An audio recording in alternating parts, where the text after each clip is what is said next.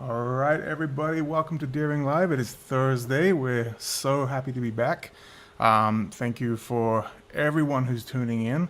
Now, before we move on to some amazing music and some conversation, let's introduce our guest today. Miss Alison Brown is one of today's finest progressive banjo players, and you'll be just as likely to find her leading a jazz ensemble or playing Celtic music as you would in a bluegrass setting. She is a Grammy Award winner and founder of the world-renowned Compass Records. She has played with some of the finest musicians on the planet. With her sublime banjo playing, and joining us here today is the incredible Miss Alison Brown. Alison, how are you doing? Doing great, thank you. That was a lovely introduction. I appreciate it. I wrote it myself. Thank you. Appreciate you. And with us as always is Mr. David Bandrowski working in the back. You will notice, everybody, that we are using a brand new platform today. We hope you enjoy it. And we will be live on YouTube, on the website, and on Facebook as well. So this promises to be a very fun one. But I think let's get started. Alison, would you mind playing us in a little something? Sure, I've got my Julia Bell low banjo in a double C tuning, and I thought I'd play a little bit of a couple of old tunes that I wrote in this tuning. Awesome. Thank you so much. Yeah, sure.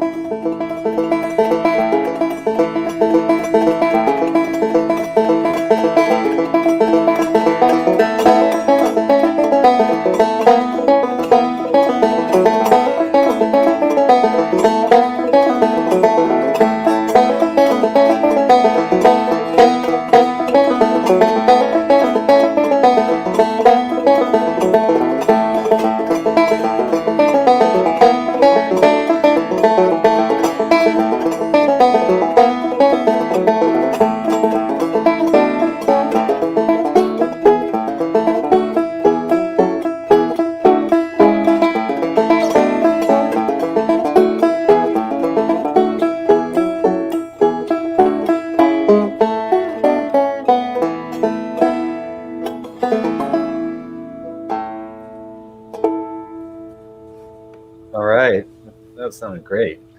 Oh, Thanks for thank being you. here. Yeah, it's my pleasure. Why don't you tell us about that banjo you have?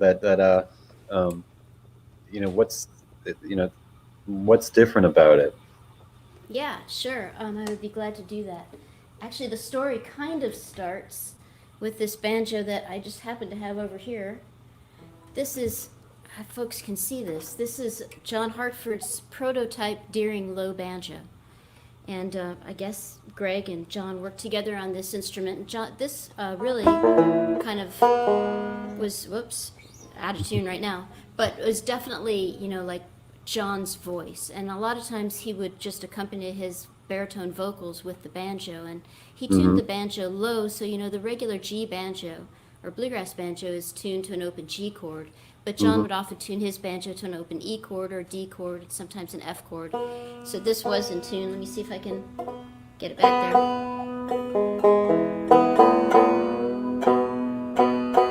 There we go. And so I would find that a lot of times, if I'm doing a session and it's not a bluegrass session, especially like playing on a more of a rock record, or like with Indigo Girls, for example, like sometimes, what's called for is the banjo to kind of percolate in the track and sit in the track a little bit, more than it does in a bluegrass context where it's more out front. And I found that I used this low banjo a lot.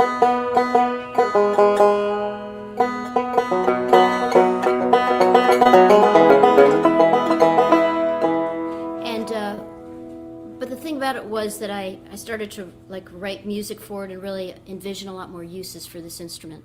But I was afraid to travel with John's banjo. And so that's when kind of we decided to collaborate together on a version 2.0 of the John Hartford low banjo.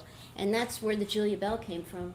So in essence, I really kind of wanted the instrument to be a tribute to John because, there are other people who will play the low strung banjo, but to me it's like really John who spearheaded that whole sound.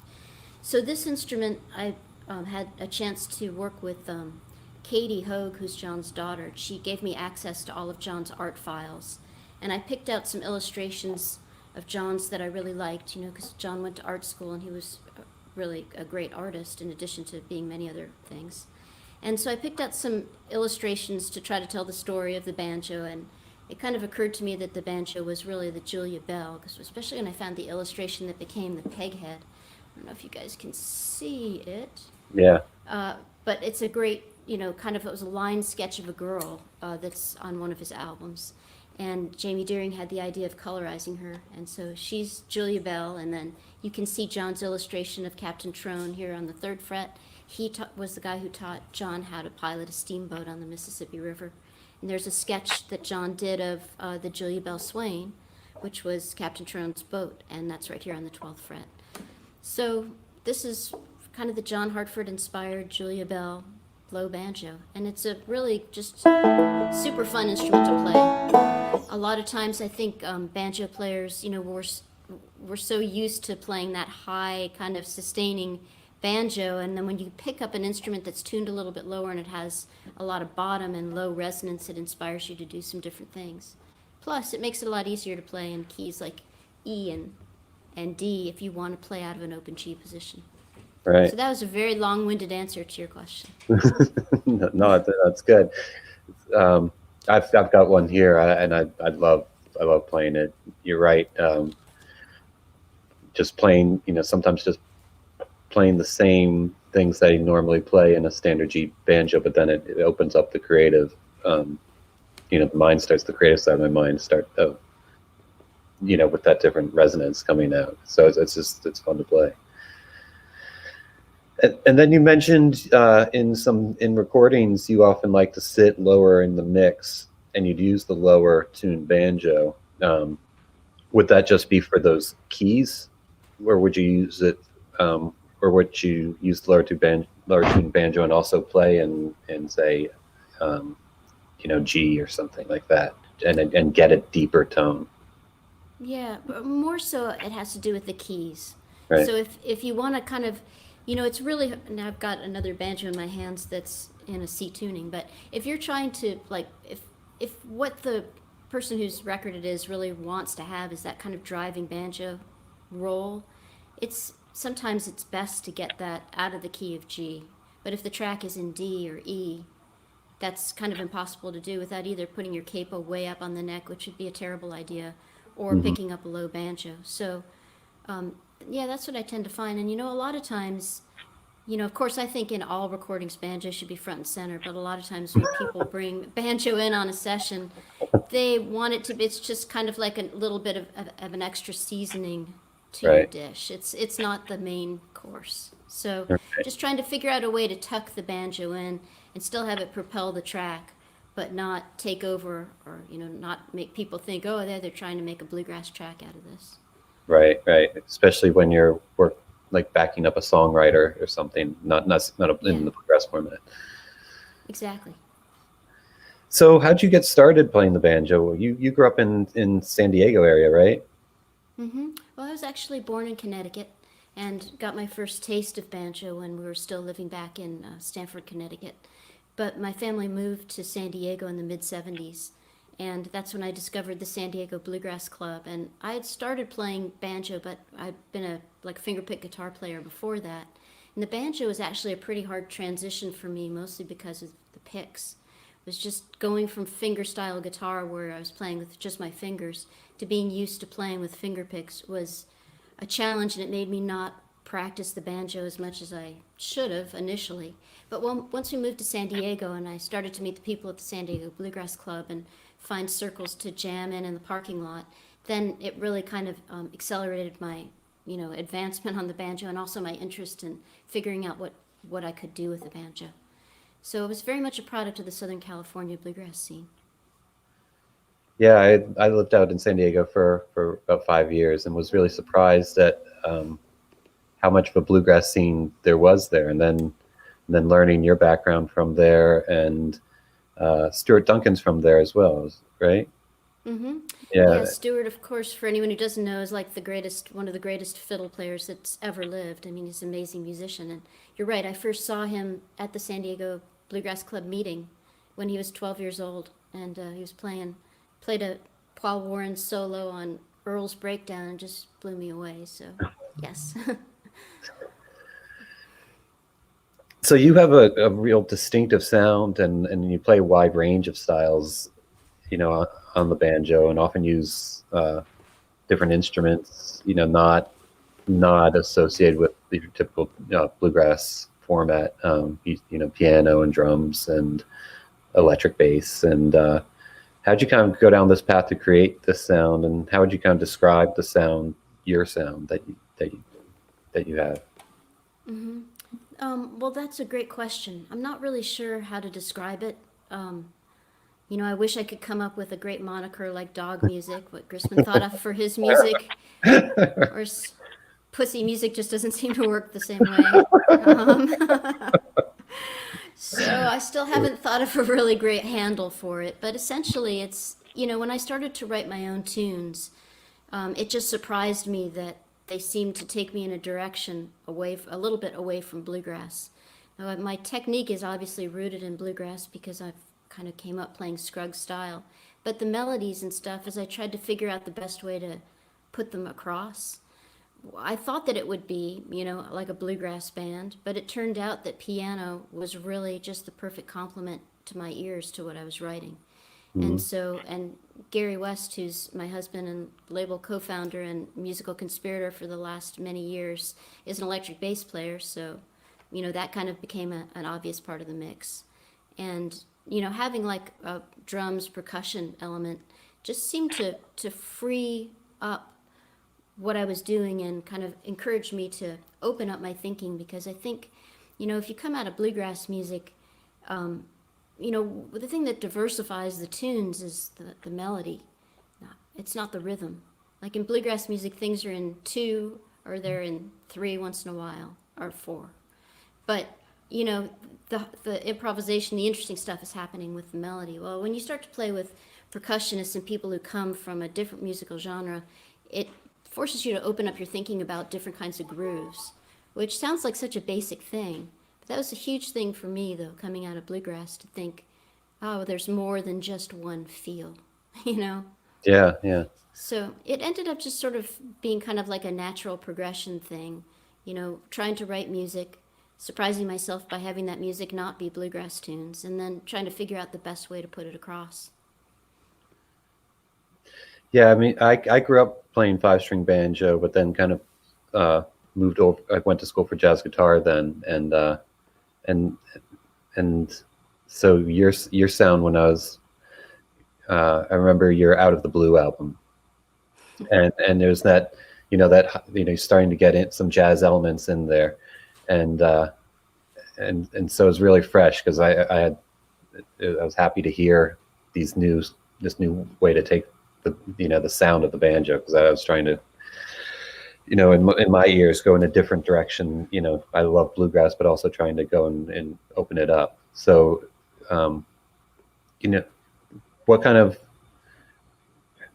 where'd you go?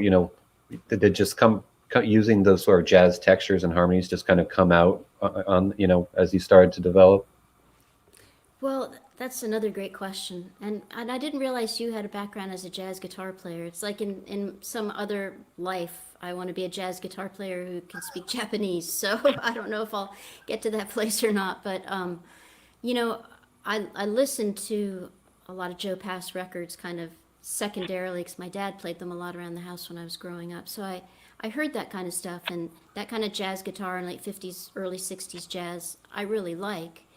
And I was and am a huge fan of the David Grisman Quintet, which kind of opened the door to how people coming out of acoustic, bluegrass instrumentals can broaden their own palette and what they're trying to do. So it seemed like a kind of obvious progression. But I will say I don't consider myself to be a jazz musician because I have way too much respect for jazz musicians to call myself one.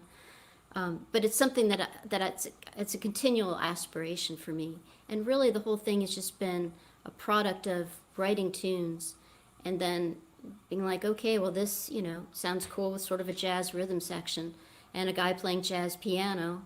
So now how do I play something that's credible? And then just trying to find the vocabulary that I need to play something that I find satisfying.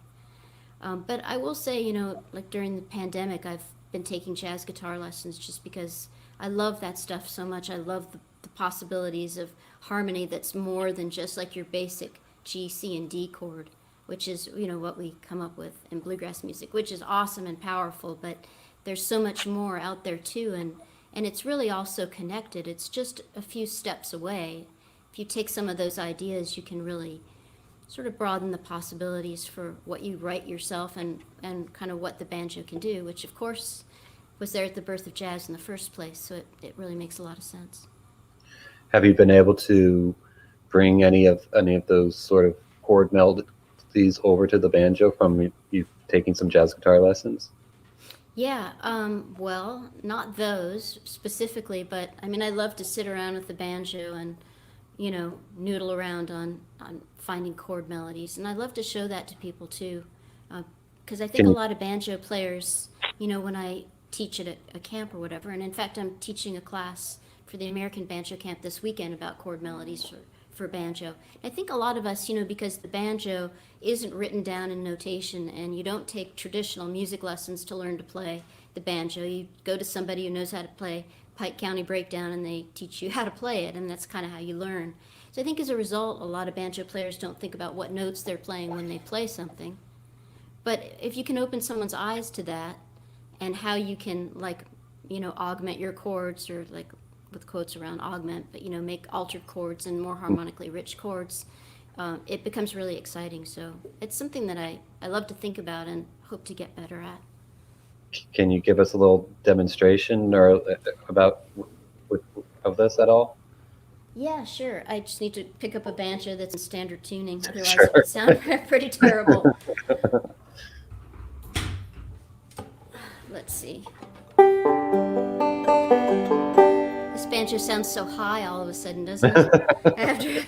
After hearing going back.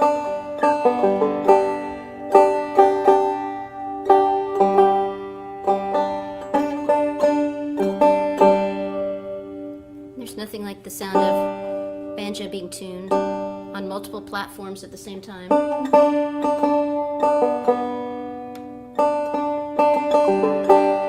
Yeah, let's see. We're almost there. Yeah, so you might take something like, well, maybe just volume here a little bit, like this.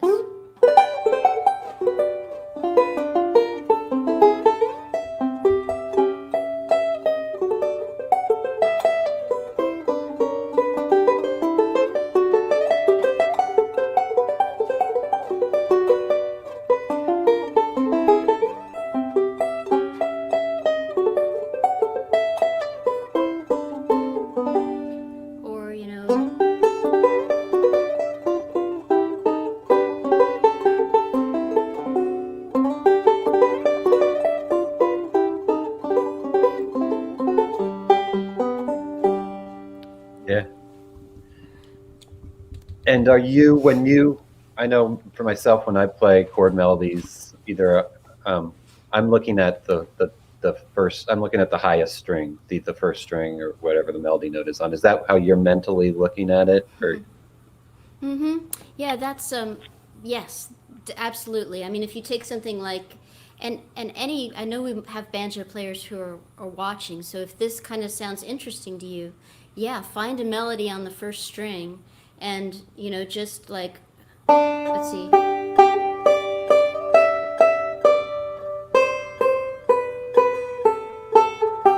And then think about what you can put underneath that. So it could be as simple as just your basic chords, or you can get, fancier with it and do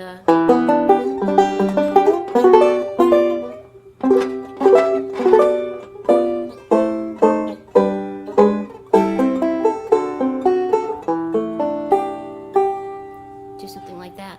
So, Yeah. and that's what's so wonderful about it. Like, even just playing it the simplest way, it's still beautiful. But then if you just start to alter tones in your chords, you can just add just so much more volume to it. It's super fun. And I think it also, with everybody trying to play bluegrass, and it's, bluegrass is a very technical, it's fast and very technical music. But it's, you can play slowly on the banjo and make great music. You don't have to play fast. Wouldn't you agree? I'm so glad you said that. Because I feel like, the whole thing with Scruggs style rolls is this really complex mathematical thing. And because you've got three fingers and you're kind of playing three against four all the time. And I feel like a lot of times I've gone to camps and talked to students about it. And I feel like the right hand is a real obstacle to getting enjoyment out of the instrument and getting to the place of being able to enjoy it by yourself and then playing with other people. So that's the whole goal. That's the whole goal right there, is to have fun with it. So that's what I love to tell people in my class. It's like, forget the picks. Just do it with your bare fingers and just play some chords, And not only will you kind of surprise yourself what you can find, you'll also probably be the most popular banjo player at the next cocktail party you go to, because it's Right. appealing, it's beautiful, and it's not the grating, stuff, which is great too, but has its place. So I'm really glad that you said that. People think the banjo is just like this instrument to accompany high-speed car chases and bank robberies.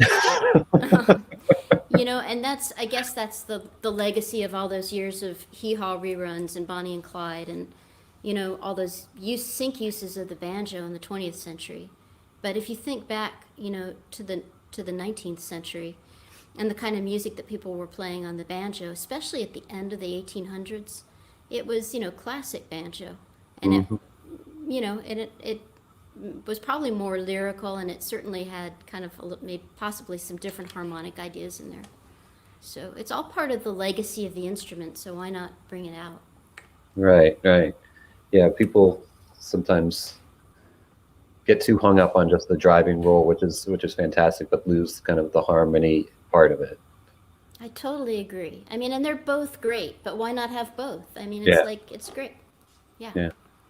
And I know myself too, as I don't have as much time to practice, because it's nice. I can go back and say, all right, I don't have to play, because to stay fast and clean, I have to practice, or else the muscles just don't work. Is that right? Right.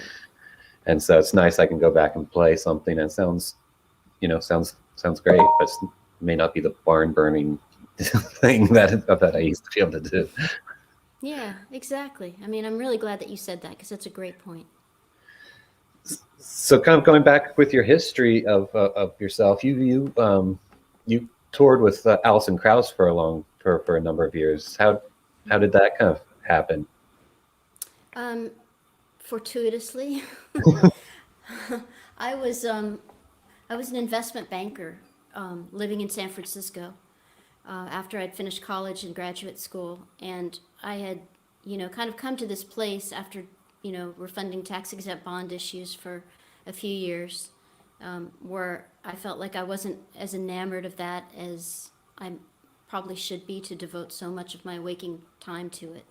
So I'd taken a little hiatus from Wall Street, and a mutual friend introduced us, and so Allison and I started, talking by phone and stuff, and she called me up one day, and she had lost her banjo player and needed someone to fill in on a couple weekends worth of work, and it was just one of those super lucky things. So I went out and did the couple weekends, and after that, that kind of turned into about 3 years with the band. Right, and help you make you the jump from into a full-time music career. Yeah, absolutely. I mean, it was great on so many levels because when you grow up playing bluegrass music in California, you dream about places like Pike County or like Cumberland Gap. You know what I mean? Like you Hmm. see these song titles in the Earl Scruggs book, and it's just kind of suggestions of these faraway places that you might tend to romanticize. And when you finally get to play bluegrass music in Pike County or drive down the road and see the sign that says Cumberland Gap, like you're at the heart of like the terroir or whatever that created this music and the people and the culture that created the music too. So for me it's fascinating on a lot of levels, but certainly on the most basic level it was great to be like in a professional touring band, and a really exciting time in Allison's career where she was kind of making that leap from kind of well known in bluegrass circles to being on the mainstream radar. So that was pretty cool. And how'd you make your leap from being a side member in a band to a band leader? Well, that's another good question. Well, when I was in Allison's band, I made my first solo record, which came out on Vanguard Records. It was called Simple Pleasures. And, that had kind of grown out of just me trying to push myself to see if I could write my own music because I hadn't really ever done much of that. Hmm. So I wrote the tunes and made the album, and it got a Grammy nomination, which was a really special, nice thing. Wow. And then I made a second record, and then I'm kind of like, okay, well, I've got these tunes, and occasionally people would say, well, do you want to come play them? So as the opportunity started to develop to present the tunes, I had to put together a band, and so I put together the band, and I guess that made me de facto band leader. Although I will say, Gary West has had, the musical vision for what we do with our band is as much his as it is mine, and it's just something that we're constantly, just trying to refine. But basically, the core of it was just the music that I've written and that I write, and then just trying to put it across. And what would you say for some up and coming artists that are trying to kind of make it to the next level? Because you're also, if people don't know, you're co-founder of Compass Records as well. Hmm. So Yeah. you know both sides of it. The business side of it, and the musical side of it. Hmm. So Well, yeah, go ahead. yeah, I was just gonna say. I mean, it sounds a little bit rude, but it's not really. I guess my biggest advice would be if you can quit, you should. And by that, I really mean that it's the music business is a really competitive business, and the people that succeed are the ones that have just an immense drive and fire in the belly for it. And they're the people who are going to do their art no matter what, and they're just going to persevere and make it happen. And if you're trying to decide between like being an artist or being a barista, then maybe you should be a barista because making it as an artist, if you don't have the willingness to sleep in your car or sleep on someone's couch or like do the hard work to make it happen, chances are it's probably not going to happen for you. And even if you do those things, it's still a gamble. So that would be my first piece of advice. And then if you're somebody who's like, really feels that this is the thing that you're meant to do and you're going to do it no matter what, then I think that you need to work on building your fan base. And what we tell people is, obviously we're in a difficult time for that now, although I'm seeing a lot of great things that people are doing with regard to live streams and staying engaged with their audience. And technology makes it more easy than it's ever been to engage with your audience.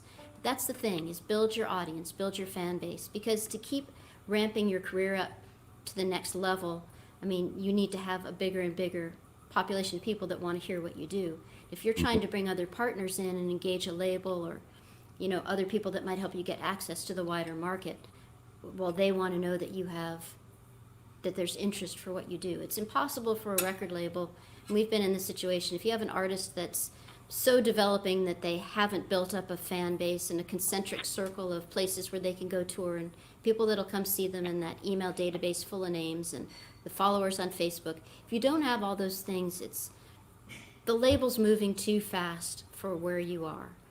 And the label really needs to be able to lock arms with the artist and move forward at the same speed. So if we don't have an artist where people in Portland, Maine and Portland, Oregon are interested in hearing about them because they haven't been there yet, you're not ready for the bigger push. So Right. I think that's the other bit of advice is just keep building your fan base and network and do it, every day. Work at it every day. It's your job. And if you have the determination behind your art and just kind of that basic, single-mindedness about building that audience, then you're well on your way, I think.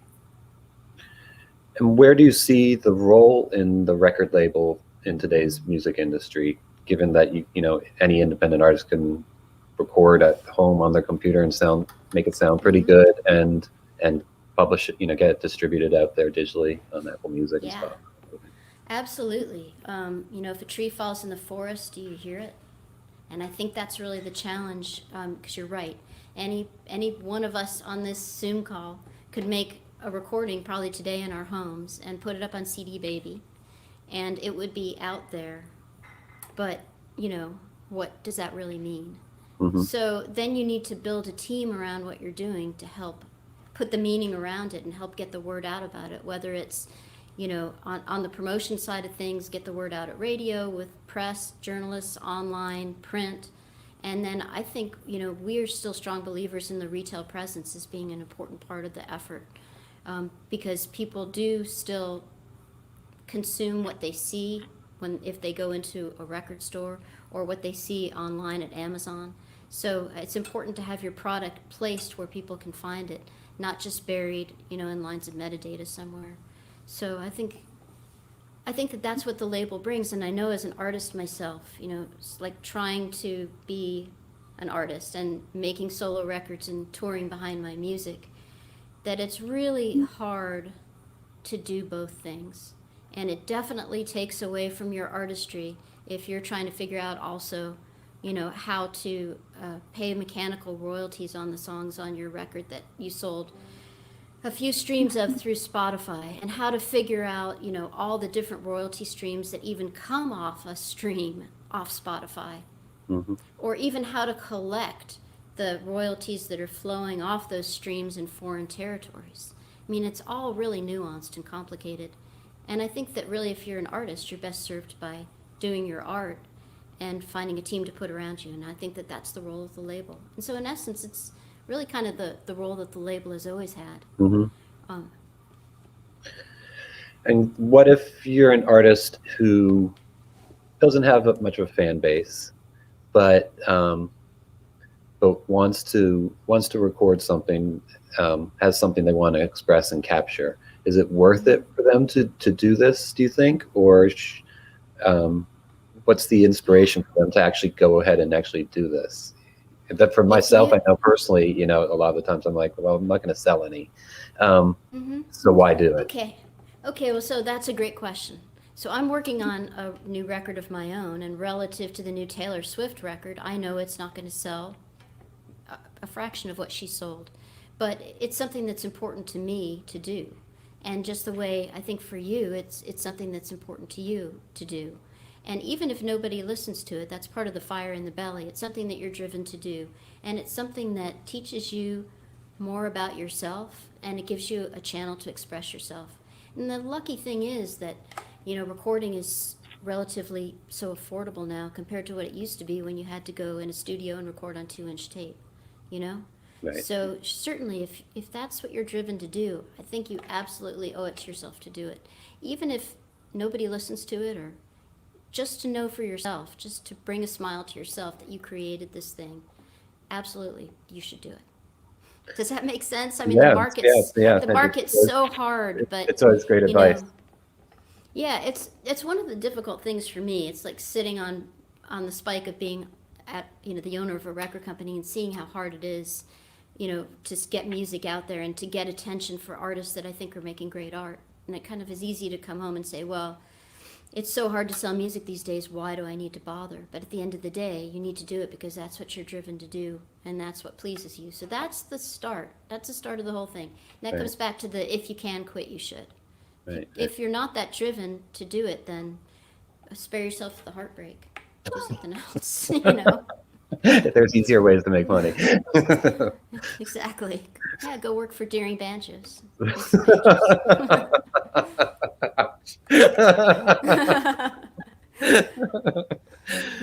um, Getting back to the playing of the banjo, and helping out, we have many banjos are watching, but I like to ask all of our artists, what are some key things you would suggest most 5-string banjos work on in general to get to that next spot? If they're an it's different if you're a total beginner versus if you're an intermediate, but what's kind of a general thing you often see, because I know you do a fair amount of camps and teaching as well. Yeah. One thing I see a lot is that people aren't connected enough to their instrument to be able to pick out a simple melody. So, like I like to say, say we're in the key of G. If we're going to play Jingle Bells without touching the banjo, what's the first note you're going to play and where is it? And just challenge yourself to find it.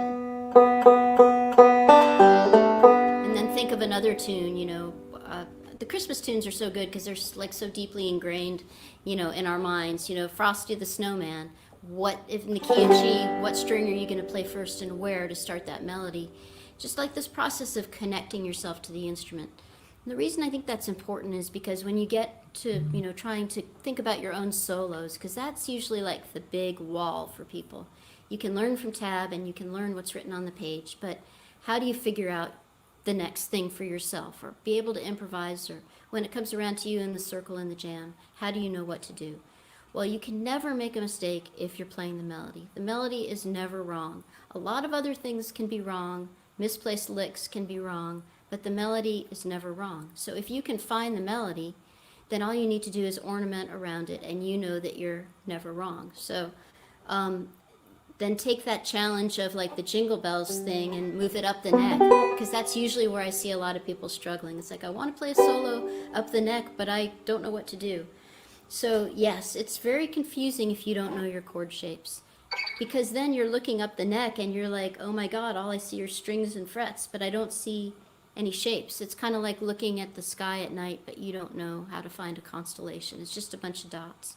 Mm-hmm. So that's the other thing I tell people is just at the most basic level, just take your G chord and then know that this is a G chord. And as you're thinking about that, think about the fact that your root's on the first string and the fourth string in this shape, and it's on the second string in this shape. And then just go back and forth between these two things until you kind of get them in your muscle memory and in your eyes.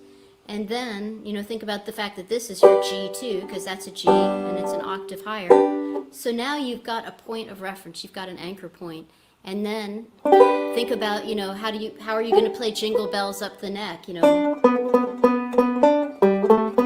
or challenge yourself to play even like a bluegrass melody, like lost all my money but a $2 bill. So you found the notes, and then you put your roll around it.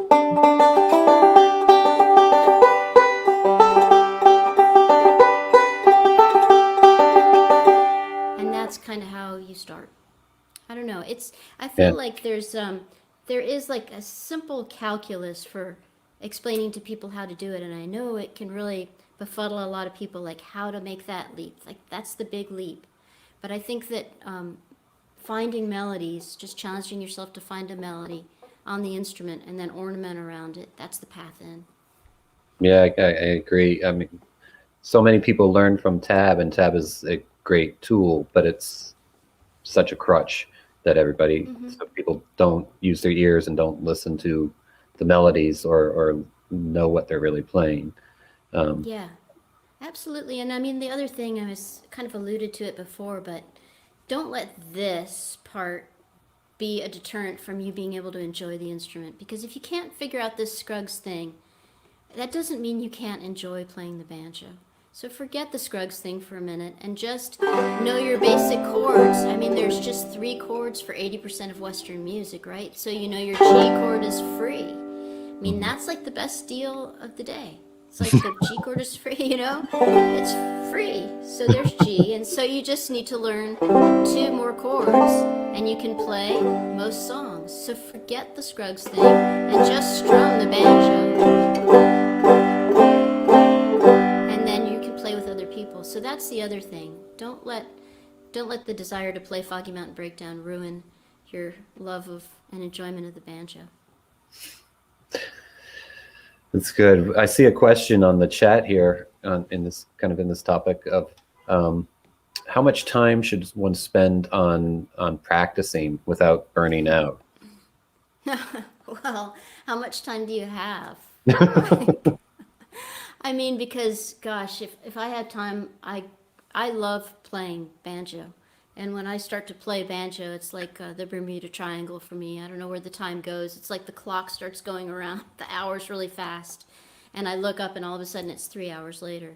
So, but unfortunately I've got other stuff that I have to do. So it's not so much how much should you practice, because I guess the answer to that would be as much as you can while you're still enjoying it. But I think the other part of the answer is how can you practice smartly? And I'm not sure I really know the answer to that. I just know that you need to think about that. So rather than sitting down and playing, the same thing over and over every time you sit down to play, sit down with a goal of what you're going to try to do that day. So like today I've got an hour to practice. And one thing was when I went to the jam last weekend and it came to my turn to play, a solo for Boil Them Cabbage Down in the jam, I couldn't do it. So, I'm going to spend 20 minutes today thinking about what Allison said, finding that melody and see if I can put a roll around it.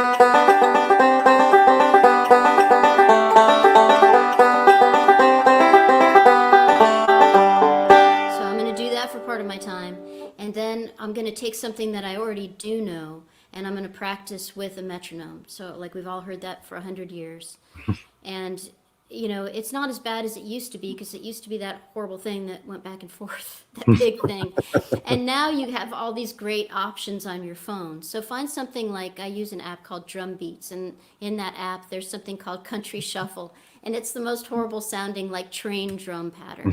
But it's super fun to play banjo to.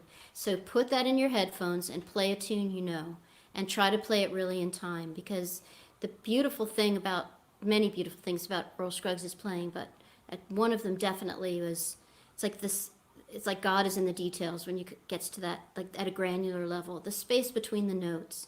The great banjo players are just so consistent, metronomically consistent with their right hand. And that's what makes it sound really beautiful. So that would be like the next part. And then I would probably like take the last 20 minutes and say like, what's a new thing that I'm working on? A new piece of tab, or a new thing that I'm trying to, tab out, off YouTube or whatever it is, or a book that I'm working from, and then challenge yourself to do something new. But all that to say, if you sit down with a plan, you're probably going to progress faster than if you just sit down to like jam out on. I keep saying Pike County Breakdown because I had a teacher who gave me like 20 pages of tab of Pike County Breakdown, and when I never learned it, he fired me as a student. So so I'm kind of damaged by that too. But just take, if you just sit down and play what you already know, you're going to continue to reinforce, whatever bad habits you have in your playing. Who's our friend here? Sorry about the feline. This is Finn McCool McPufferson, and sorry for the view.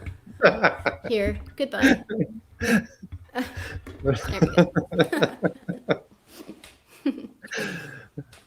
But that's a great question. I mean, it's something that I'm sure we can all do better, and that's something that I think about a lot, is how to maximize your practice time to be as efficient as possible, because at the end of the day, you're doing it to enjoy yourself, to relax, but also to progress. Right. Especially when, when we we have other things to do, work and family and other things. So if we only have 20 minutes a day, we do need to focus on practicing, or else, because you see students say, I'm not getting better, and it's usually because they play the same thing every time they pick up the instrument. Right, and I mean, we're all guilty of that. I do that too. Yeah, I do it as well. Because I like to relax too. I need the relaxed time of actually just playing and having fun. Yeah. But my brain doesn't want to work anymore.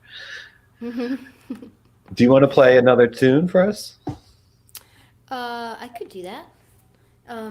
Is there a particular kind of tune? I don't think. You were talking about playing slow.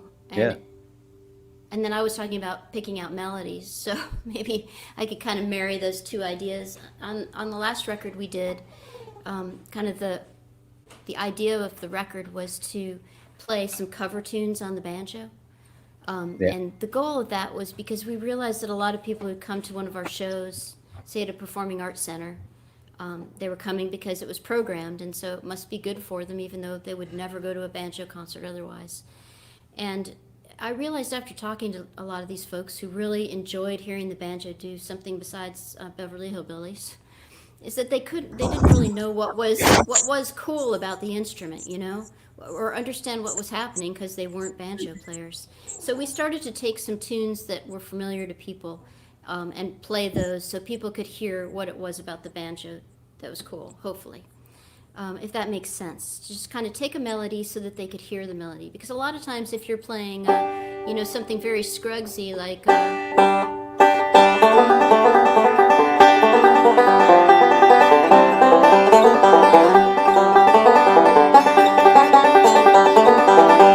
well, somebody might possibly recognize that if you play banjo, is that sounded kind of like shucking the corn. But if you said to someone, hum the melody to shucking the corn, it would be like, whoa, okay. And then to somebody who's not used to hearing the banjo, they would just say like what my son used to say when he was little, just duppa duppa duppa duppa duppa. That's the sound the banjo makes. So then we took some of these old tunes, or like standard tunes, and put them on the banjo to try to help people get across that barrier. So here's a little bit of Time After Time, and I'll show you what I mean. And this is one, that literally, this is one thing. It's like challenging yourself to find melodies on the banjo. There's some surprising melodies that are right under the hands. And this is, just the...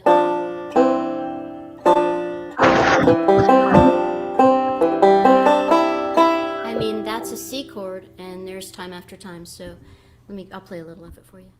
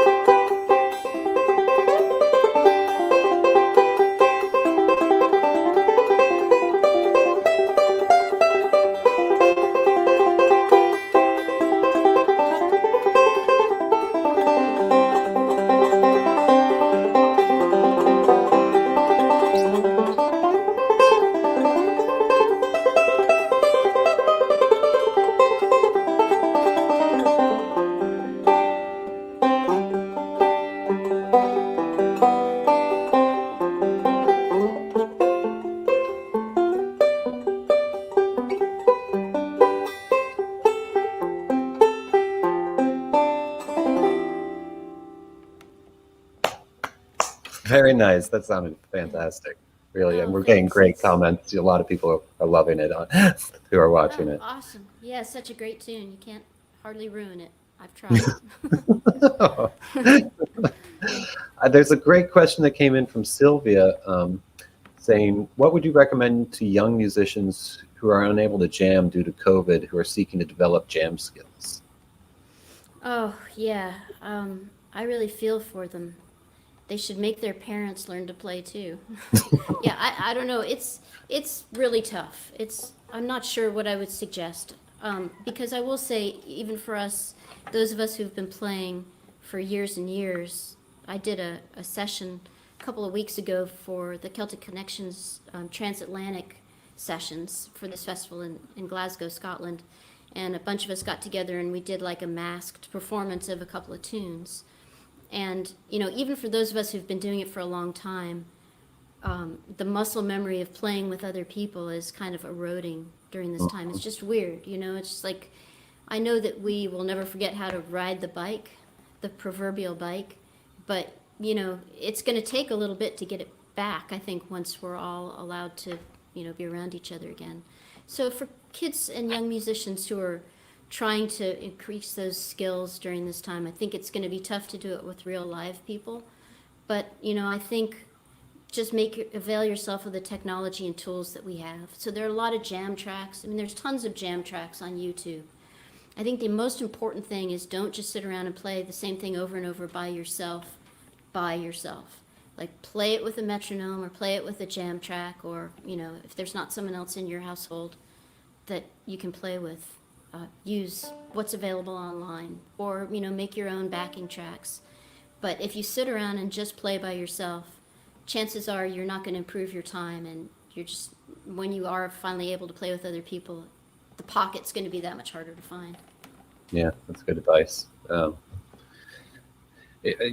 For people even pre-COVID to play with, play along with records or play along with jam tracks or something, just to, because you don't always have people around you that you can jam with. So yeah, I mean, and even when you do, it's like I live in a house full of instruments, and Gary plays great bass, but we just find that we don't sit around and play music together a lot of times because we're working on different kinds of things. So yeah, just fortunately, this didn't happen 25 years ago, pre-internet and pre all the stuff that we have now. So it's not as bad as it could have been.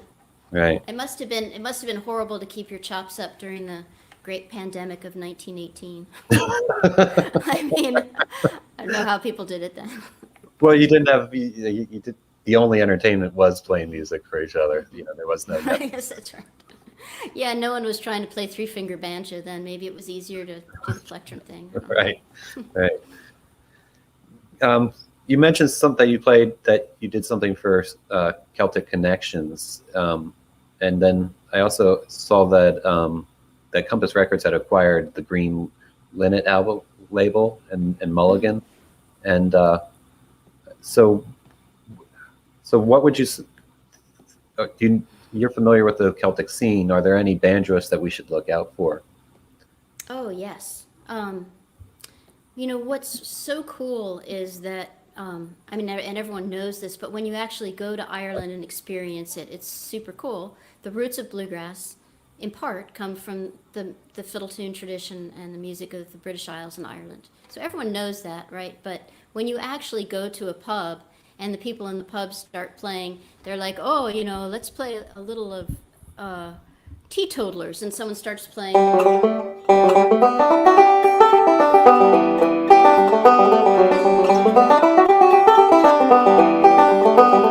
You're like, okay, well, that's not Teetotalers, that's Temperance Reel. So you realize you know the same tune. It's just that, their version might have more triplets in it than yours does.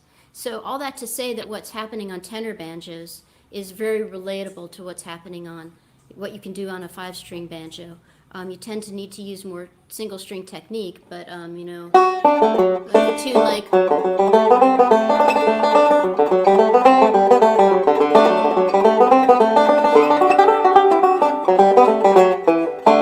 So that's a tune called My Love is in America, and Eamon Jurgen Coyne taught that to me. He's a great tenor banjo player, and he's someone I would definitely check out. We put out at least one of his records, the one we put out called Through the Round Window, I think. He's a great player.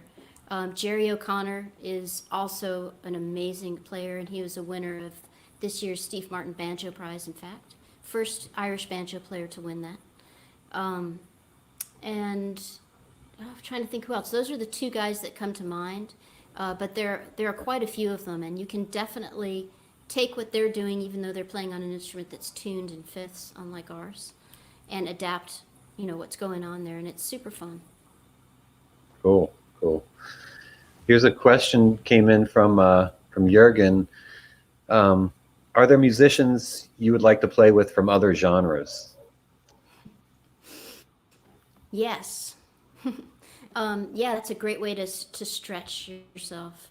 And I mentioned that I'm working on a new record, and one of the tunes I wrote on that record I actually recorded with the Kronos Quartet. Obviously, not a bluegrass string quartet, although they have their fingers in a lot of different genres. So, just like when you approach working on something with people who are coming out of a different musical space, it just expands your horizons and your way of thinking about, not only how you're composing, but how you're actually playing and sonically what's happening with your instrument. And I'm also have written a tune for Sharon Isbin, who's just one of the best classical guitarists, and that we're recording together. And they're another example too of opening your horizons by thinking about how they're going to need to approach what you're writing for them. So yes, those are two people that are two entities that I've wanted to collaborate with for a while. So that's kind of happening. And Nat Cohen is somebody else. She's an amazing clarinet player from Israel, and she does a lot of shoro stuff. So I've been working on a shoro tune, see if she might be willing to record it with me. The banjo is an amazing instrument, and it's just crazy that bluegrass music kind of came up at the same time as clear channel radio and then later network television. And just a couple of placements and uses of the instrument kind of branded it for most people alive today as this hillbilly instrument.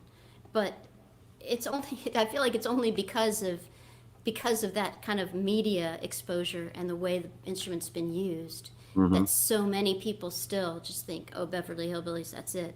But there's so much you can do with it. And I know I'm preaching to the choir on some level, but when you get to take your instrument in a room with someone who's not in bluegrass and try to get in their musical space, it just makes you realize even more, it's just an instrument. It doesn't need to be stuck in a genre any more than a guitar should be, or a fiddle/violin. That's great. You mentioned shoros. Do you know about that shoro Facebook group? A friend of mine started, but there's some banjo players on it. That's why I thought maybe Jake Sheps is in there, and some other banjo players. Yeah, I will definitely check that out. Thank you for mentioning that. That's awesome. Jamie, do you have some questions? I do. Allison, thank you so much, first of all. I think my favorite comment of the whole thing so far is thank you so much for the push to finish my partially done recording project. So you've definitely been inspiring a whole bunch. There's so many comments on this today about just being inspired and motivated to kind of get moving on things, and it's really cool. But I do have a few just more general questions. They're not necessarily related to one another. Kathy asks, what picks do you use? I think I know the answer to this, but I'm going to let you tell the world. I use Showcase picks. Oh, I was wrong. That 1941 company where you're going to think it was Nationals, right? I assumed you'd use Blue Chip for some reason. Oh, okay, so I've got a Blue Chip thumb pick. And I finally found a Blue Chip thumb pick that's small enough for my hands. So I will say for women and girls, playing the banjo, that was one of the biggest obstacles for me, was getting my picks to fit. Because, you guys have these big fingers and thumbs. So you don't have to bend the metal over on the top of itself to get it to stay on your finger, but we do. And that just adds one additional level of torture to the whole thing. And for a long time, I was wanting to try the blue chip thumb picks because everybody, all the guys were using them. And I finally found one that's small enough. And so I know it's possible. I think it's the small J.D. Crow one, or maybe it's extra small and it fits. So, and I do recommend that. I, for the longest time, used the multicolored Dunlop thumb picks. And they sound really good and full, but they do get scratched, and then they're scratched. And then they also they wear out on the top. And these seem really good. The showcase finger picks I use because they make a smaller size. And they've worked out well for me. Love it. I love it. That's actually not what I was expecting the answer to be, but thank you for clarifying. That's really cool. Sure. That's good. A couple of people saying in response to Sylvia's question, which was regarding jamming during COVID and trying to get with people, Sonobus apparently is a good app that lets you play with others online. I don't know, I haven't got any experience, but that's Scott mentioned that one, so that's great. Do you have any experience with that during the pandemic, using any of those kinds of apps? No, I've done some Zoom calls that were like, to work on music, and it obviously is not great because as soon as I start to talk or play, I can't hear the other person. So I'll Right. definitely check that out. So thanks for the Sonobus. recommendation. Sonobus, for sure. When you are playing live, what do you prefer to use, a mic or a pickup? Oh, much prefer the sound of a mic because when I'm listening to the sound of a pickup, I really miss the air in the sound. So my preferred thing and what I've been doing, I think what I was doing up until the pandemic kicked in, was just using a mic, and it was working pretty well. Clamped on the banjo.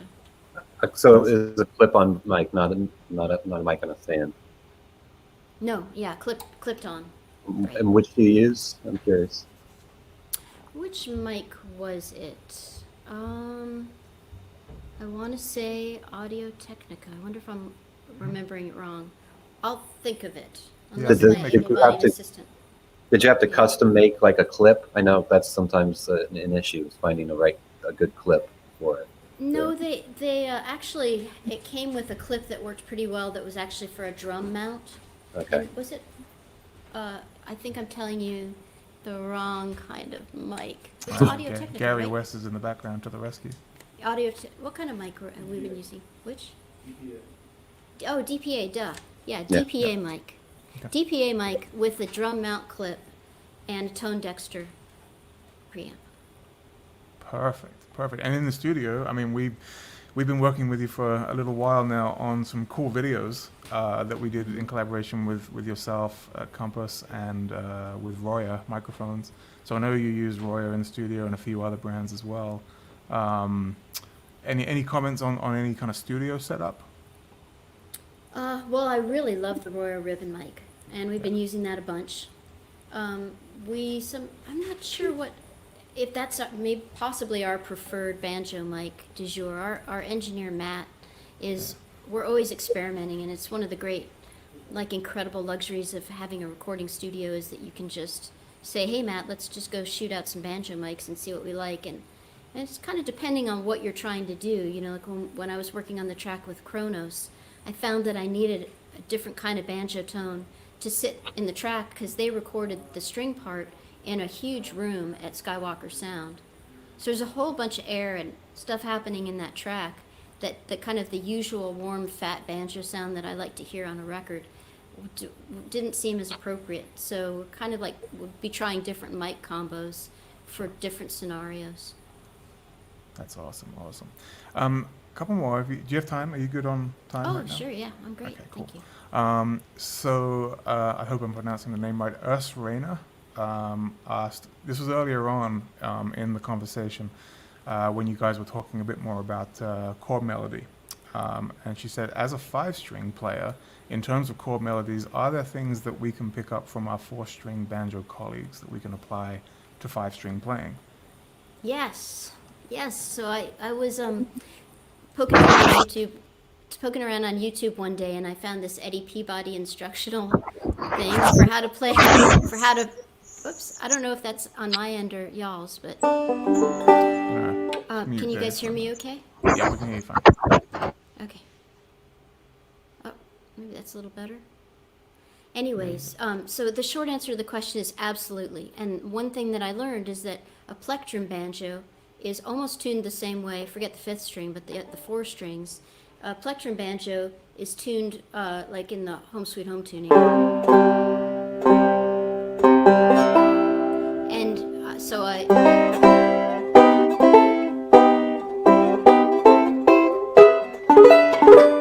You know.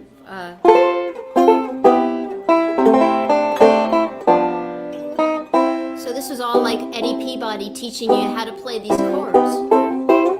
Whoops.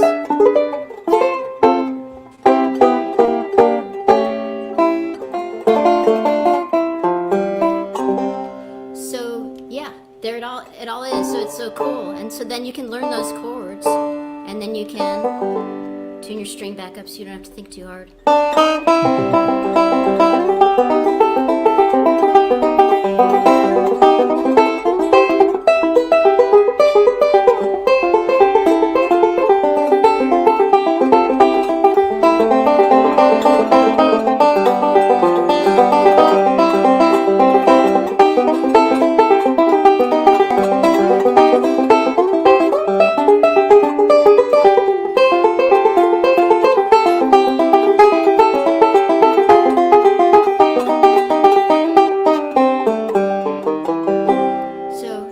Connected. So yes, plectrum banjo especially, because the instrument is almost tuned the same way as ours. So that's all incredibly relatable. And the Eddie Peabody stuff, just his instructional things are really super lovely to listen to. Just his whole thing. If you're not familiar with Eddie Peabody, he was probably the most famous banjo player in America at a certain time. I would say maybe in the 20s and 30s. And just a huge, huge vaudeville star. And there's some wonderful old clips of him playing East St. Louis blues, accompanied by 100 women in bathing suits holding banjos, and it's like, wow, I want to live in that America for a minute and see what that was like. But it's super inspiring, and it's super wonderful. And when I was a teenager, and Stuart Duncan and I had a job playing at Magic Mountain 6 days a week at the amusement park, people would always say, oh, do you know Eddie Peabody? And of course I didn't, because I came up playing bluegrass, but he was kind of like the gold standard for banjo before it became Beverly Hillbillies, I think. And Yeah. definitely worth checking that stuff out. And there's tons of stuff, I think, with him on YouTube. I'm pretty sure there's a bunch of videos on YouTube that you can Yeah. He's phenomenal. Yeah. Oh, so phenomenal. And the stuff is so sweet, and it just kind of harkens to such a different time in our society and our history. But it's banjo. And so that's, to me, what's so interesting about this instrument. It's part of our now, but it's been a part of our history as a nation for a long time.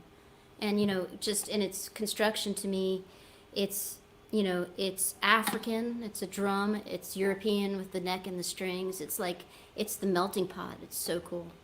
It's like America in an instrument, basically. Yeah, I think it is. It's really neat. Absolutely. Well, I think we're an hour and 10, but I'd love to ask if you have any final words of wisdom, and I think it would be really cool to be able to play out the video that you sent us as well. We'll finish on that so everyone can enjoy that before we leave. But any final words of wisdom this afternoon that you want to share with the world that maybe we didn't touch on? Not to put you on the Words spot. of wisdom. I don't know. It would be something like, eat something green every day. Yeah, I didn't say it had to be about banjo. Just, wisdom.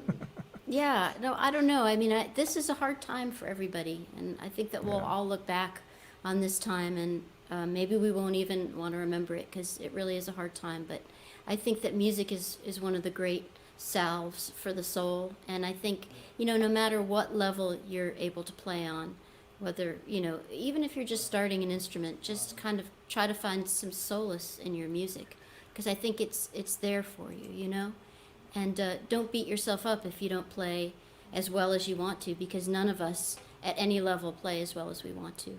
So just just use it as a vehicle to express yourself and please yourself, and just enjoy it. I mean, when you play banjo, you're part of just a unique part of America and American history, and you're connected to so many people, not just in this country, but around the world, who love this singular instrument. So, Absolutely. approach it with a smile. Yeah, that's my 7-year-old daughter just started banjo lessons 2 weeks ago, and so she's smiling. She just figured out Twinkle Twinkle Little Star on one Oh, string, that's and awesome. she's so proud of herself. So she's gonna love that I mentioned her on the live stream today. So Oh, that's all awesome. Well, right. tell her to stick with it. We need more girls playing the banjo. Yeah, actually, if you have a minute, that was one question, I Sure. think. Give me 1 second. That actually does Yeah, raise a point. that is Um, a topic. yeah, Wes brought up the question. This was earlier on in the chat, so I apologize for nearly missing it. But he says, I always think that women have more natural dexterity than men. Think of how fast they can type in text, is what he writes. Why aren't there more female players, although they are coming onto the scene? Do you have Hmm. any thoughts on that? I mean, Oh, there's lots coming up, but I have a lifetime worth of thoughts on that. all right, let's go. That We would got be time. like a separate. Why aren't there more women playing the banjo? Well, so this is something that's fascinating to me. At the end of the 1800s, the banjo was a lady's instrument. And Yeah. many banjo players were women, and there are all female banjo orchestras. And you don't have to dig very deeply on the internet to find pictures of women playing banjos at the end of the 1800s. So it's a cultural thing with bluegrass music that I think is the reason why there haven't been so many women playing the banjo. I mean, bluegrass music was created by its founding fathers, and if you dig back to the roots of bluegrass music, it's hard to find any women who were very influential in the music, in my opinion, until you start to get maybe into the 60s or 70s, but definitely to the 1980s. So it took that long for women to, kind of infiltrate the music enough to really start to have an impact on the direction that the music was taken. And so I think about, like the cultural reasons why. And bluegrass music obviously grew out of the Southern agrarian society. And if you think about women's work, in a traditional society, women's work involves your hands, and it tends to go from sun up to sundown and beyond. And men's work in that kind of scenario is like work in the fields and then come home and you're kind of done for the day. So your hands are free. And even now, in like our contemporary society, I'm just surprised how much my hands are full doing the kind of work that women do domestically, whether it's, making food or laundry or whatever. And so I think that that's part of the reason too why, like in traditional societies, women sing, but they don't necessarily play because they don't have the time to work at it enough to get it up to that really virtuosic level. But then, on the flip side, Ralph Stanley's mom taught him how to play banjo, and Doc Watson's mom, taught him some banjo stuff too. So women have played. I think they just haven't become like the great players yet. And of course, now that's all changing, and there's so many great women playing banjo and mandolin, fiddle, and you name it. But I think Right. that's traditionally why. And then just like the social aspect of bluegrass music too, it was unseemly for a woman to be on the road touring in the 40s and 50s. And so, as bluegrass music was, in its infancy and then adolescence, there just wasn't really an easy place for women to be in it. Yeah, So, and you have the Bluegrass All Stars as well, which yeah. you collaborate with, which is just a prime example of what you just said of all this incredible female talent in people like Sierra Hull and Missy Raines and others, all joining in the fun, and it's phenomenal to watch. Yeah, it's amazing too because I don't know if we have more dexterity, but one thing I love about playing with the first ladies is just there's a delicateness to the music that's different than when you play with a bunch of men, which is also great. But there's like somehow more muscle when the guys do it, but there's just like a delicateness when the first ladies play, and it's just to me the music skates along in a really nice and interesting and unique way. And so it's super fun. I mean, once I realized that we had a band of women who were players up at that level, it was just like, oh, we've got to play together. So I'm glad we've had a chance to. That's really cool. We should get all of you on Deering Live one day, and Oh, that'd be great. yeah, that'll be a fun time. We'll see what we can do. Um, Tell us about the video before we play it and sign off. But this is your cover of "Here Comes the Sun." How did Right. this come about? Well, it was at the beginning of the pandemic. I was reading an article about a hospital in New York, in the city, and how they would play "Here Comes the Sun," to like inspire the staff that was just toiling through these horrible long hours and dealing with COVID patients. So I thought it would be fun to do something with that tune. It kind of felt timely to me, back in the spring. So I grabbed my low banjo, and it's another example of one of those things where it's like it's surprising what you can find under your hand. This banjo's tuned to a C tuning, but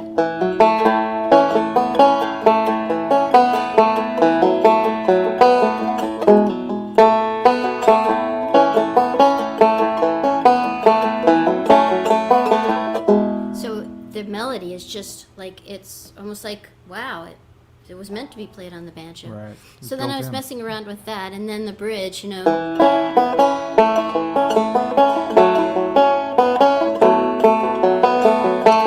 I started to mess with that bridge, and I realized that it was a lot like.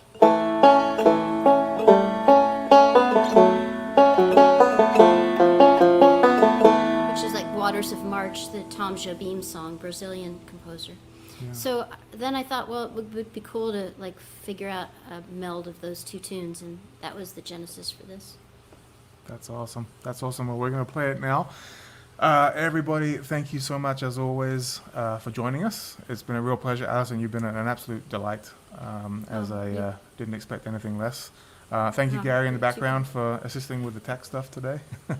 We appreciate that, too. Thumbs up. Earlier on in what we call the sound check, we had David in Louisiana with some threatening storms sounding in the background, lightning and thunder, and Allison with some internet issues, but we got there, and we couldn't be happier. So, Allison, thank you so much. Yeah, my pleasure. Thanks for the great work that you guys do at Deering, really. I mean, this, for anyone who's, thinking that they need another voice for their banjo playing, I can't tell you how much I love the Julia Bell banjo. It just opens your ears up to new ideas when you can hear a banjo that actually, resonates in that low way, and it's just super fun to play. So thank you guys for your mastery of banjo making. It's what we do. It's a pleasure. Thank you, guys, and thank you, everybody, for tuning in. We will see you next week. Have a very safe evening. Here's the video. Here Comes the Sun. You bet.